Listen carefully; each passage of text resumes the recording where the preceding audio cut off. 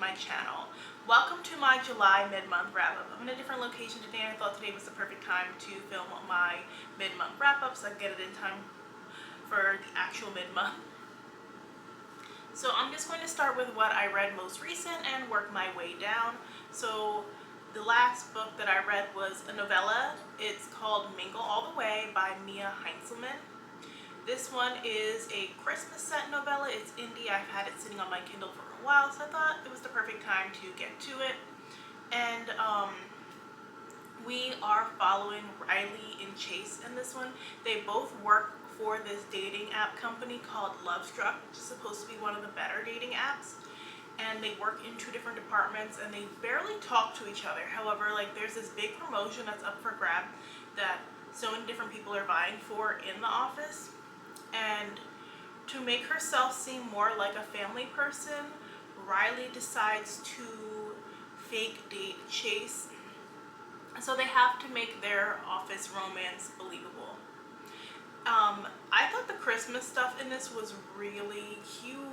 I liked Riley and Chase's vibe and how they bonded together. The part that brought it down for me was the fake dating aspect. It felt very forced here, and I don't like when fake dating feels forced. I feel like a lot of times people pick the trope, they decide they want to write about the trope, but it doesn't necessarily make sense. And it didn't make sense here because nobody would want you to date within the office. That is a potential HR nightmare, even though they did get the clear from HR. And I don't see how the boss would consider you more of a family person and be more impressed that you are dating a coworker. Plus, it just causes all this drama that was kind of cringy and unnecessary because they're like fighting with somebody else who works at the job who is like, y'all relationship is fake and I'm going to prove it. And I didn't like that aspect of it. I feel like it kind of detracted from the other cute aspects of the story. The next book that I read was A Love Like the Sun by Riz Nielsen, and this one is her adult debut. She's written like 2 other YA ones, and I want to say, like, granted I only read one other book from her, but this one was the best, and I really think that she could have a spot in adult romance. Like, I felt for this one a lot. I thought it was sexy and sweet, but also very poignant and hard-hitting. So in this one we are following Linalia, and she has like this best friend, Isaac. He lives on the opposite side of the country now, but they still keep in touch. They've been friends since they were little kids. She and her mom run their own natural hair business, and it's not been doing great, and they're about to close down shop when Isaac, who is like a famous model and artist, says, you know what, I'm going to help you out here, give your business a little boost, and puts on social media that she's his girlfriend.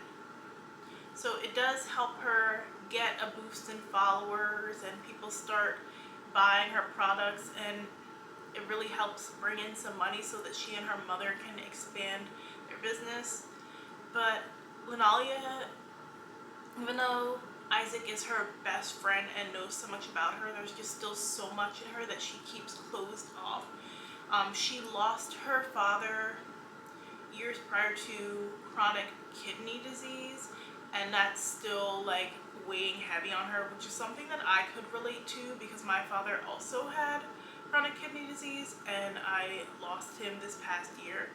So like all like the emotions built up from that and like the grieving process and like watching him get sick was very relatable, and I thought that this handled it in a good way.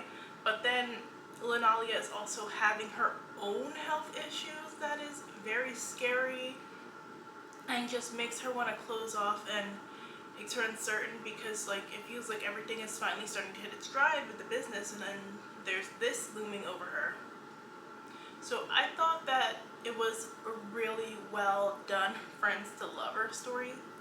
I thought the fake dating in this one was a lot more believable, and I appreciated their honest conversations. So overall, good time with this one. I read The Human Origins of Beatrice Porter. This one is by Saria Palmer, and this one is about a Caribbean American family. So the father is Jamaican, the mother is Trinidadian. The children consist of two daughters, they're first generation. And I did appreciate the stuff that it talked about as far as being the child of an immigrant and not quite feeling like you're at home in either place. Because on one hand, you're not fully grounded in America, but on the other hand, you're not fully rooted in the country of your parents' origin either, especially in this case in that they never visit because they just can't afford to visit. And I can relate to that as well, because for the longest time my family could not afford to visit Trinidad either, just because it is a lot of money for a family of four. And so we didn't go back very often. We spent a long time away, and people just would come in and visit us, or we talk to them over the phone, and it's just not the same thing. And then even if you are somebody who gets to go back and visit all the time, I find that, or like you're living in a Caribbean conclave like Brooklyn, you can still be somewhat disconnected from what's going on in the mainland.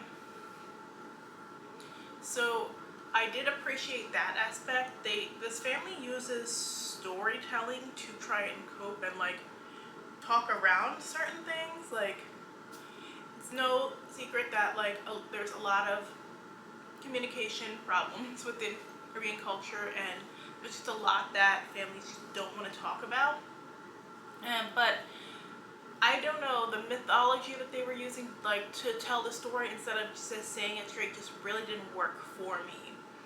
And then on top of that, we are dealing with a domestic violence situation in this story where the father is abusive to the mother, even when she's pregnant with his child. And he's cheating on her with some white woman, and he ends up leaving her for this white woman. And then he's just like a better husband to this fucking white woman. And that's what made me extra mad. Like, I was so mad the way the mom was holding a candle for him, and like literally I'm pretty sure his beatings fucked up her health because she started having all these issues. And they do show like part of the trauma was just like the cycle of abuse, because her mom was pretty abusive to her. And you see how trauma can just be passed down towards generation, which I feel like is a pretty common theme in Caribbean literature. But I didn't like the execution of this story. So I started off the month with Masquerade. That one is by O.O. Sangoyomi, and it was originally, I feel like, advertised as a fantasy, like a historical fantasy, but it's really just a historical. It's not a fantasy. There is mythology, but it's mythology in the use of the term as a religion. It's not like any kind of whimsical storytelling. So there's no magic, so if you're going in expecting magic, you're going to be disappointed. Basically, we are following this young woman who is she works as a blacksmith. She's kidnapped from her village and taken to be the future king's wife. And she starts to kind of experience Stockholm syndrome, where she's like falling in love with him. And that part was hard to read. And also she just believes like, oh, if I go along with this, then I can have power, and I can use the power to uplift my position in society as well as my mother's position in society. And then like you meet her mother and find out that her mother doesn't give two shits about her for good reason, because her mom has all this like trauma in that she never tried to or wanted to get pregnant. Like, she was assaulted, and that's how she ended up with her. But I feel like this story was interesting, but at the same time I had problems with it because it is so slow moving that we're watching this young woman's build into becoming like the future and like she's too trusting of people. Like, after they showed her the first time, she still keeps making the same mistake over and over again and trusting people. And I was just like, girl, when are you going to get a clue? And I didn't fully understand what made her think she deserves to be a great ruler. Like, granted, she did have some good ideas. Like, she would gather information from the wives of different important people in the kingdom, and she would feed that information to her future husband. But other than that, and I don't know how that would necessarily work well for her moving into the grand ruler role, I just didn't think that she was this great ruler we were supposed to be led to believe, because again, she was too trusting and she kept getting got even up until the end, so it kind of like almost flips a switch that I didn't find believable. I could tell that the author was kind of young here, and I would just have loved to see her kind of go there with this character a little more, make her more ruthless. Like, I expected a ruler more along the lines of Asheme from Son of the Storm, who was just a lot more brutal and didn't care like really who she hurt on her way up to the top. Whereas you're telling me this woman is a badass, but she's not being so badass all the time. And I didn't finish reading this one, but I did want to talk about it because it wasted like 70% of my time. And that was Let the Game Begin. And that one is by Rufaro Faith Mazarura. And I really wanted to read this because it's like a black romance set during the Olympics time. So we follow this main character who has this internship with this company that is a sponsor at the Olympics, and then the internship falls through, which was bad enough because it was not a paid internship. It was like just her doing it for the experience and be able to put it on her resume, and she was fronting all these costs. So they're like, oh, we're going to make it a paid internship, but we were supposed to tell you, you're no longer a part of it. So defeated, she ends up taking a volunteer job at the Olympics because she's already in Greece for it. And she's like, I'm going to get a recommendation from everybody. I'm going to find a way to build this onto my resume and make this sound amazing. And then she ends up meeting this runner for Team Britain. There's like an instant attraction there. And she's trying to pull away from having a summer romance because she really does want to focus on work, but she finds herself falling for him. I didn't feel like they had enough chemistry, and I felt like this book was way too slow. In addition to, like, she was in her early 20s, but she kept reminiscing about being 19, which was really weird to me. She's like, I wish I could be the carefree 19-year-old that I was before. Like, she said that many times. I could tell the author was very obsessed with youth. And, like, it made sense for the athletes to kind of be a little obsessed with youth, because the younger you are, the better of an athlete you are. As you get older, it becomes harder to do that type of job, yes, because it becomes taxing on your body.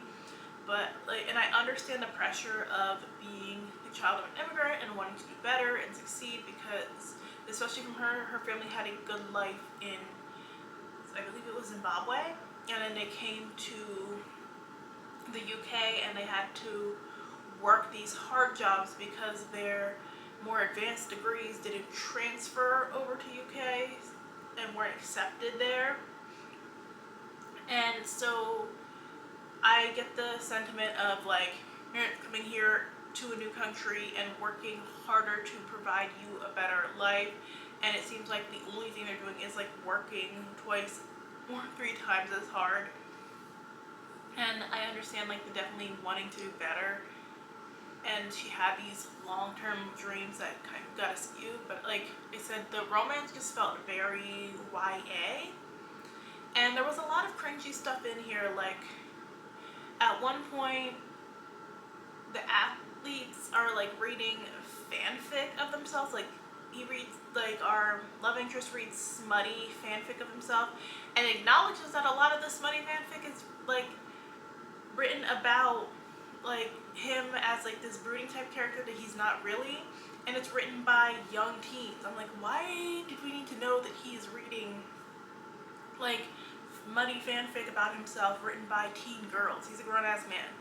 And like, even like the defense of fanfic here, it just like the whole conversations around it just felt so unrealistic. Like, you cannot tell me an athlete is sitting around reading weirdos fanfics of himself as a character.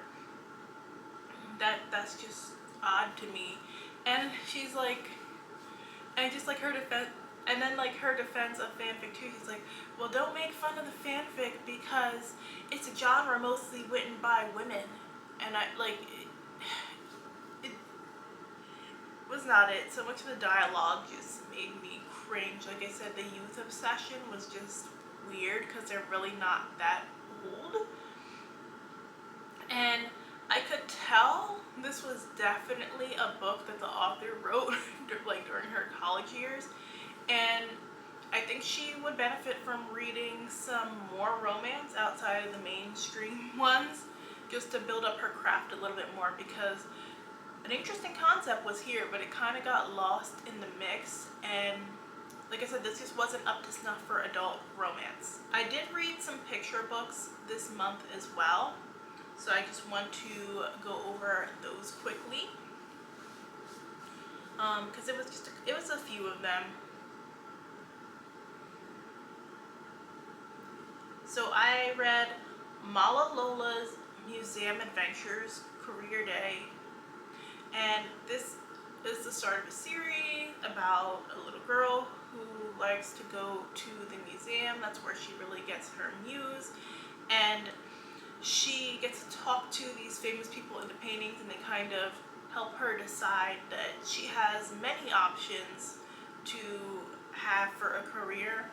It was okay. I didn't love this one. I didn't find like it particularly stood out. I'm going to try to read it to the kids, but I don't see them really enjoying it because I feel like it was just like a lots of information dump about famous people in the walls of the museum, but it wasn't like a great standout story. I read it for this museum rec video that I was doing.